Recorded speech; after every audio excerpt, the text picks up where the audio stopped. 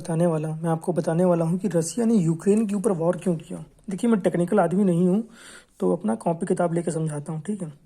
और इतनी सिंपल सीधी भाषा में समझाऊंगा कि आपको ज़िंदगी भर याद रहेगा, मात्र 2 मिनट में, ठीक है। अब देखिए, 16वीं शताब्दी में जो यूरोप था ना, उस समय पुनर्जागरण का काल हुआ। और जो 16वीं शताब्दी के पहले के काल थे, 14वां, 15वां और 13वां, 12वां, ये सब इनको बोल दिया भैया भाई, वो सब अंधकार युग था। वो सब अंधकार युग था। 16वीं शताब्दी के दौरान बहुत बड़े बड़े दार्शनिक पैदा हुए, जैसे रूसो, कांट। इन लोगों ने बताया लोकतंत्र क्या है, देश कैसे चलना चाहिए, देश में सरकार कैसी बनती है, इन लोगों ने बताया। इसी में भाई एक महानुभाव थे, एडम स्मिथ। इन्होंने बोला भैया देखो, एक पूंजीवाद जैसी चीज होती है, इससे बाजार चलता है।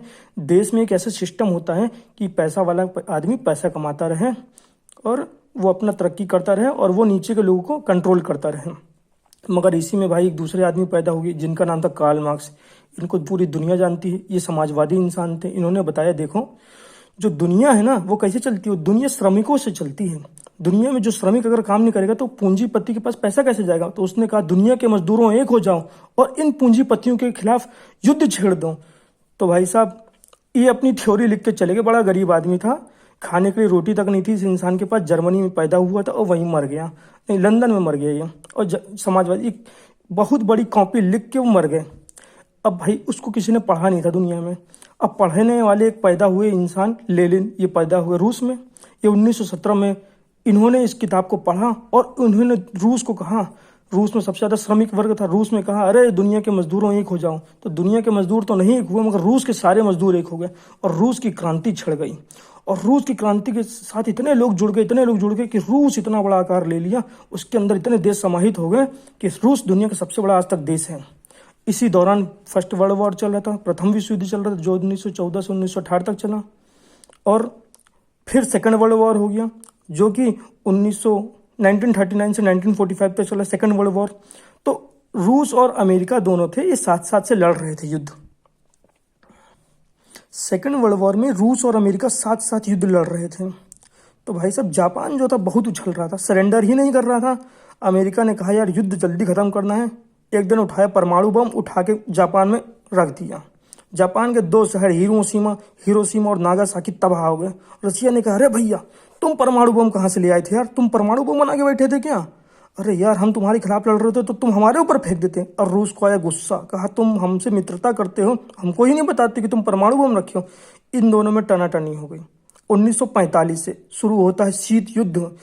ये कोई युद्ध नहीं था, इसमें बस तनातनी हो गई। रसिया ने कहा देखो, हम तुमको बड़ा बन के दिखाएंगे। रूस, यूएसए ने कहा, अमेरिका ने कहा हम तुमसे बड़ा बन के दिखाएंगे।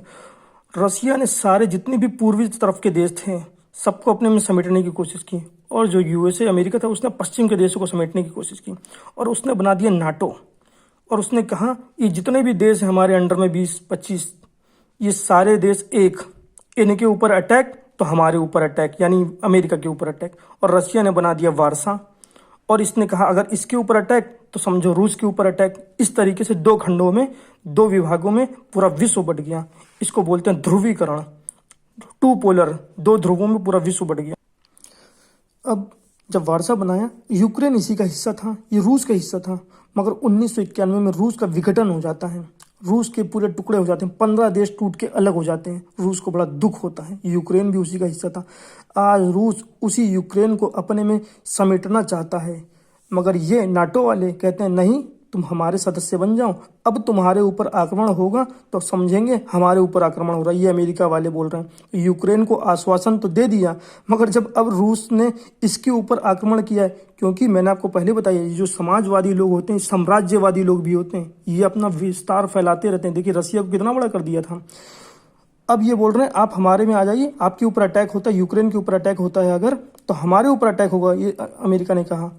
मगर जब अटैक हो गया तो सब के सब पीछे हो गए। तो भैया, ये जो रूस है अपने जो पहले दुख दर्द थे उनको मिटाना चाहता है। जो उसका विघटन हो गया 1991 में, उसको खत्म कर, उसको समेटना चाहता है और इसको कोई रोक नहीं सकता है। तो इसको कोई रोक नहीं सकता क्योंकि रूस बहुत बड़ी कंट्री है, बहुत पावरफुल कंट्री हो गई है। अब दुनिया में आप समझ लीजिए जो टकराव है, ये केवल आक्रमण का टकराव नहीं है, ये अप्रत्यक्ष रूप से पूंजीवाद और समाजवाद की लड़ाई चल रही है विश्व में। रूस अपने समाजवाद को बचाने में लगा है और यूएसए अपनी पूंजीवाद की गुहार लगा रहा है। तो पूरे विश्व में देखना होगा, और ये परमाणु युद्ध भी नहीं हो सकता है, ना तीसरा युद्ध होगा। क्यों? क्योंकि परमाणु बम इधर भी है तो रूस के पास भी है। अगर परमाणु बम का उपयोग होता है तो तीसरा वर्ल्ड वॉर हो जाएगा, और तीसरा वर्ल्ड वॉर जैसे ही होगा तो पूरा विश्व चौपट हो जाएगा, खत्म हो जाएगा। तो ये ना विश्व युद्ध ये कोई युद्ध बहुत बड़ा भी नहीं होगा, ना युद्ध छोटे स्तर पे होगा। मगर इतना तो पता है, यूक्रेन तो रूस के अंडर में जाने वाला है।